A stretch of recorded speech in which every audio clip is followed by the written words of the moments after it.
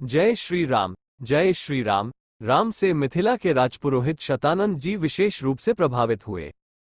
शतानंद जी ने कहा, हे राम, आप बड़े सौभाग्यशाली हैं कि आपको विश्वामित्र जी गुरु के रूप में प्राप्त हुए हैं। वे बड़े ही प्रतापी और तेजस्वी महापुरुष हैं।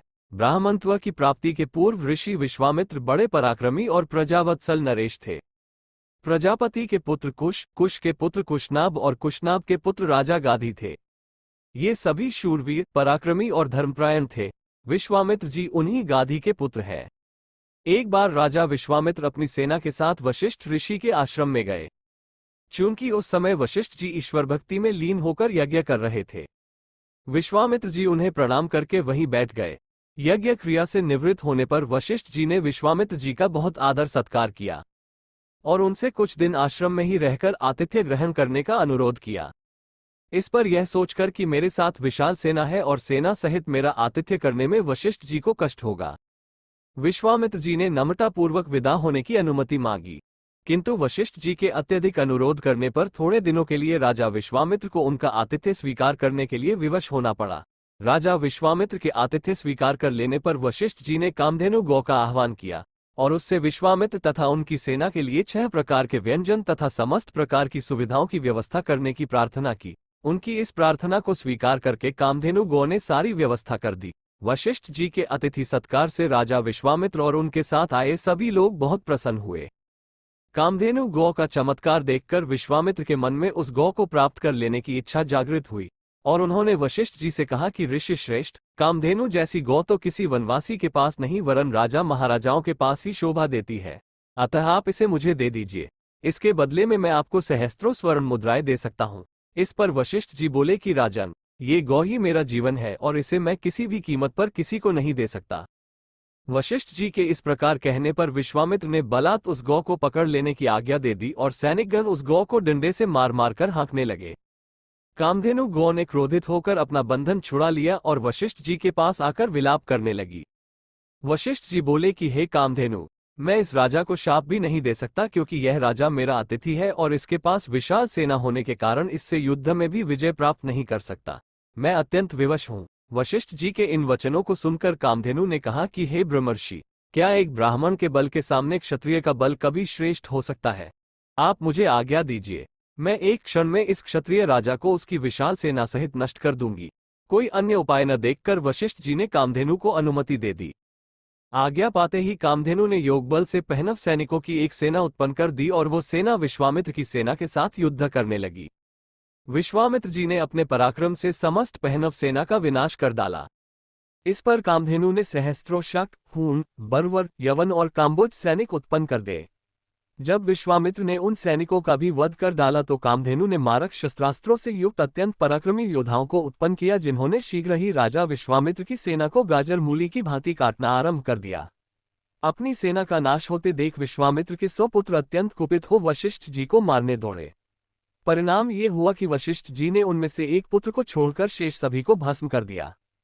सेना तथा पुत्रों के नष्ट हो जाने से विश्वामित्र बड़े दुखी हुए। अपने बचे हुए पुत्र का राजतिलक कर वे तपस्या करने के लिए हिमालय की कंदराओं में चले गए। वहां पर उन्होंने कठोर तपस्या की और महादेव जी को प्रसन्न कर लिया। महादेव जी को प्रसन्न पाकर विश्वामित्र ने उनसे समस्त दिव्य शक्तियों के साथ संपूर्ण धनुर्विद्या के ज्ञान का वरदान प्राप्त कर लिया। इस प्रकार संपूर्ण धनुर्विद्या का ज्ञान प्राप्त करके विश्वामित्र बदला लेने के लिए वशिष्ठ जी के आश्रम में पहुंचे। वशिष्ठ जी को ललकार कर उन पर अग्निबाण चला दिया। अग्निबाण से समस्त आश्रम में आग लग गई और आश्रमवासी भयभीत होकर इधर उधर भागने लगे। वशिष्ठ जी ने भी अपना धनुष संभाल लिया और बोले कि मैं तेरे सामने खड़ा हूं, तू मुझ पर वार कर। आज मैं तेरे अभिमान को चूर चूर करके बता दूंगा कि क्षात्र बल से ब्रह्म बल श्रेष्ठ है। क्रुद्ध होकर विश्वामित्र ने एक के बाद एक आग्नेयास्त्र, वरुणास्त्र, रुद्रास्त्र, ऐन्द्रास्त्र तथा पाशुपतास्त्र एक साथ छोड़ा, जिन्हें वशिष्ठ जी ने अपने मारक अस्त्रों से मार्ग में ही नष्ट कर दिया। इस पर विश्वामित्र ने और भी अधिक क्रोधित होकर मानव, मोहन, गांधर्व, जूम्भन, दारण, वज्र, ब्रह्मपाश, कालपाश, वरुणपाश, पिनाक, दंड, पैशाच, क्रोच, धर्मचक्र, कालचक्र, विष्णुचक्र, वायव्य, मंथन, कंकाल, मूसल, विद्याधर, कालास्त्र आदि सभी अस्त्रों का प्रयोग कर डाला। वशिष्ठ जी ने उन सबको नष्ट करके ब्रह्मास्त्र छोड़ने के लिए जब अपना धनुष उठाया तो सब देव किन्नर आदि भयभीत हो गए। किंतु वशिष्ठ जी तो उस समय अत्यंत क्रुद्ध हो रहे थे। उन्होंने ब्रह्मास्त्र छोड़ ही दिया। ब्रह्मास्त्र के भयंकर ज्योति और गगनभेदी नाद से सारा संसार पीड़ा से तड़पने लगा। सब ऋषि मुनि उनसे प्रार्थना करने लगे कि आपने विश्वामित्र को परास्त कर दिया है, अब आप ब्रह्मास्त्र से उत्पन्न हुई ज्वाला को शांत करें। इस प्रार्थना से द्रवित होकर उन्होंने ब्रह्मास्त्र को वापस बुलाया और मंत्रों से उसे शांत किया। पराजित होकर विश्वामित्र मनहीन सर्प की भांति पृथ्वी पर बैठ गए और सोचने लगे कि निस्संदेह क्षात्र बल से ब्रह्म बल ही श्रेष्ठ है। अब मैं तपस्या करके ब्राह्मण की पदवी और उसका तेज प्राप्त करूंगा। इस प्रकार विचार करके वे अपनी पत्नी सहित दक्षिण दिशा की ओर चल दिए। उन्होंने तपस्या करते हुए अन्न का त्याग कर केवल फलों पर जीवन यापन करना आरंभ कर दिया। उनकी तपस्या से प्रसन्न होकर ब्रह्मा जी ने उन्हें राजर्षि का पद प्रदान किया। इस पद को प्राप्त करके भी ये सोचकर कि ब्रह्मा जी ने मुझे केवल राजर्षि का ही पद दिया, महर्षि देवर्षि आदि का नहीं, वे दुखी ही हुए। वे विचार करने लगे कि मेरी तपस्या अब भी अपूर्ण है, मुझे एक बार फिर से घोर तपस्या करनी चाहिए। अपनी वार्ता जारी रखते हुए मिथिला के राजपुरोहित शतानंद जी ने कहा, इस बीच इक्ष्वाकु वंश में त्रिशंकु नाम के एक राजा हुए। त्रिशंकु की इच्छा सशरीर स्वर्ग जाने की थी, अतः इसके लिए उन्होंने वशिष्ठ जी से यज्ञ करने के लिए कहा।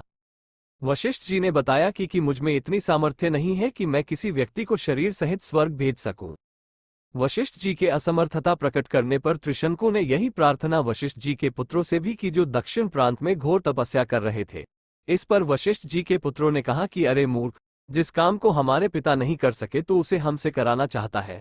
ऐसा प्रतीत होता है कि तू हमारे पिता का अपमान करने के लिए यहाँ आया है। उनके इस प्रकार कहने से त्रिशंकु ने क्रोधित होकर वशिष्ठ जी के पुत्रों को अपशब्द कहे। वशिष्ठ जी के पुत्रों ने रुष्ट होकर त्रिशंकु को चांडाल हो जाने का शाप दे दिया। शाप के कारण त्रिशंकु का सुंदर शरीर काला पड़ गया, सिर के बाल चांडालों जैसे छोटे छोटे हो गए, गले में हड्डियों की माला पड़ गई, हाथ पैरों में लोहे की कड़े पड़ गए। त्रिशंकु का ऐसा वेश देखकर उनके मंत्री तथा दरबारी उनका साथ छोड़कर चले गए। फिर भी उन्होंने सशरीर स्वर्ग जाने की इच्छा का परित्याग नहीं किया। वे विश्वामित्र के पास जाकर बोले कि ऋषिराज, आप महान तपस्वी हैं, मेरी सशरीर स्वर्ग जाने की इच्छा को पूर्ण करके मुझे कृतार्थ कीजिए। विश्वामित्र ने कहा कि राजन, तुम मेरी शरण में आए हो, मैं तुम्हारी इच्छा अवश्य पूर्ण करूंगा। इतना कहकर विश्वामित्र ने अपने उन चारों पुत्रों को बुलाया जो दक्षिण प्रांत में अपनी पत्नी के साथ तपस्या करते हुए उन्हें प्राप्त हुए थे, और उनसे यज्ञ की सामग्री एकत्रित करने के लिए कहा। उन्होंने अपने शिष्यों के द्वारा वशिष्ठ के पुत्रों सहित वन में रहने वाले सब ऋषि मुनियों को यज्ञ में सम्मिलित होने के लिए निमंत्रण भी भिजवा दिया। शिष्यों ने लौटकर बताया कि सब ऋषि मुनियों ने निमंत्रण स्वीकार कर लिया है, किंतु वशिष्ठ जी के पुत्रों ने ये कहकर निमंत्रण अस्वीकार कर दिया कि जिस यज्ञ में यजमान चांडाल और पुरोहित क्षत्रिय हो, उस यज्ञ का भाग हम स्वीकार नहीं कर सकते। ये सुनकर विश्वामित्र जी ने क्रुद्ध होकर कहा कि उन्होंने अकारण ही मेरा अपमान किया है। मैं उन्हें शाप देता हूं कि उन सबका नाश हो। आज ही वे सब कालपाश में बंध कर यमलोक को जाएं और 700 वर्षों तक चांडाल योनि में विचरण करें। उन्हें खाने के लिए केवल कुत्ते का मांस मिले और सदैव कुरूप बने रहें। इस प्रकार शाप देकर वे यज्ञ की तैयारी में लग गए। शतानंद जी ने आगे कहा, हे राघव, विश्वामित्र के शाप से वशिष्ठ जी के पुत्र यमलोक सिधार गए। वशिष्ठ जी के पुत्रों के परिणाम से भयभीत सभी ऋषि मुनियों ने यज्ञ में विश्वामित्र का साथ दिया। यज्ञ की समाप्ति पर विश्वामित्र ने सब देवताओं को नाम ले लेकर अपने यज्ञ भाग ग्रहण करने के लिए आह्वान किया, किंतु कोई भी देवता अपना भाग लेने नहीं आया। इस पर क्रुद्ध होकर विश्वामित्र ने अर्घ्य हाथ में लेकर कहा कि हे त्रिशंकु, मैं तुझे अपनी तपस्या के बल से स्वर्ग भेजता हूं। इतना कहकर विश्वामित्र ने मंत्र पढ़ते हुए आकाश में जल छिड़का और राजा त्रिशंकु शरीर सहित आकाश में चढ़ते हुए स्वर्ग जा पहुंचे। त्रिशंकु को स्वर्ग में आया देख इंद्र ने क्रोध से कहा कि रे मूर्ख, तुझे तेरे गुरु ने शाप दिया है, इसलिए तू स्वर्ग में रहने योग्य नहीं है। इंद्र के ऐसा कहते ही त्रिशंकु सिर के बल पृथ्वी पर गिरने लगे और विश्वामित्र से अपनी रक्षा की प्रार्थना करने लगे। विश्वामित्र ने उन्हें वहीं ठहरने का आदेश दिया और वे अधर में ही सिर के बल लटक गए। त्रिशंकु की पीड़ा की कल्पना करके विश्वामित्र ने उसी स्थान पर अपनी तपस्या के बल से स्वर्ग की सृष्टि कर दी और नए तारे तथा दक्षिण दिशा में सप्तर्षि मंडल बना दिया। इसके बाद उन्होंने नए इंद्र की सृष्टि करने का विचार किया, जिससे इंद्र सहित सभी देवता भयभीत होकर विश्वामित्र से अनुनय विनय करने लगे। वे बोले कि हमने त्रिशंकु को केवल इसलिए लौटा दिया था कि वे गुरु के शाप के कारण स्वर्ग में नहीं रह सकते थे। इंद्र की बात सुनकर विश्वामित्र जी बोले कि मैंने इसे स्वर्ग भेजने का वचन दिया है, इसलिए मेरे द्वारा बनाया गया ये स्वर्ग मंडल हमेशा रहेगा और त्रिशंकु सदा इस नक्षत्र मंडल में अमर होकर राज्य करेगा। इससे संतुष्ट होकर इंद्रादि देवता अपने अपने स्थानों को वापस चले गए। वार्ता जारी रखते हुए शतानंद जी ने कहा, हे रामचंद्र, देवताओं के चले जाने के बाद विश्वामित्र ब्राह्मणत्व प्राप्त करने के लिए पूर्व दिशा में जाकर पुनः कठोर तपस्या करने लगे। बिना अन्न जल ग्रहण किए वर्षों तक तपस्या करते करते उनकी देह सूख कर कांटा बन गई। इस तपस्या को भंग करने के लिए नाना प्रकार के विघ्न उपस्थित हुए, किंतु उन्होंने उन सबका निवारण किया और वह भी बिना क्रोध किए। तपस्या की अवधि समाप्त होने पर जब वे अन्न ग्रहण करने के लिए बैठे, ज्यों ही प्रथम ग्रास उठाया भी न था कि ब्राह्मण भिक्षुक के रूप में आकर इंद्र ने भोजन की याचना की। विश्वामित्र ने अपना भोजन उस याचक को दे दिया और स्वयं निराहार रह गए। इंद्र को भोजन दे देने के पश्चात विश्वामित्र के मन में विचार आया कि संभवत अभी मेरे भोजन ग्रहण करने का अवसर नहीं आया है, इसीलिए याचक के रूप में यह विप्र उपस्थित हो गया। मुझे अभी और तपस्या करनी चाहिए। अतएव वे मौन व्रत धारण कर फिर से दीर्घकालीन तपस्या में लीन हो गए। इस बार उन्होंने प्राणायाम से श्वास रोककर महादारुण तप किया। उनके तप से प्रभावित देवताओं ने ब्रह्मा जी से निवेदन किया कि भगवान, विश्वामित्र की तपस्या अब पराकाष्ठा को पहुंच गई है।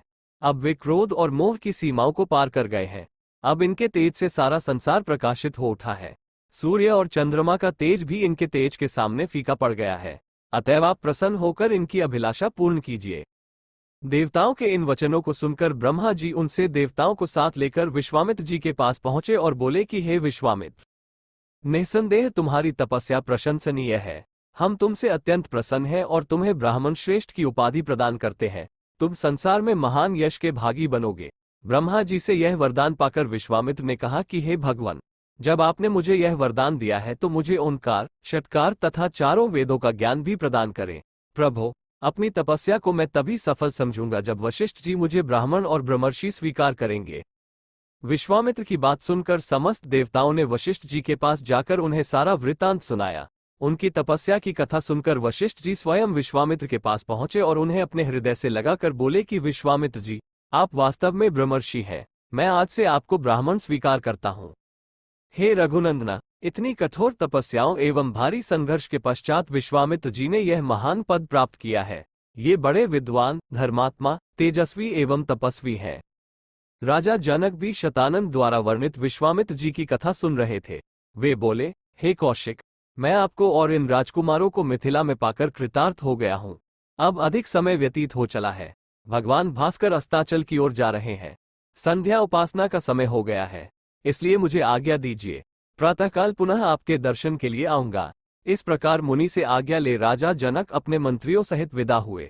विश्वामित्र जी भी दोनों राजकुमारों के साथ अपने निश्चित स्थान के लिए चल पड़े। जय श्री राम, जय श्री राम।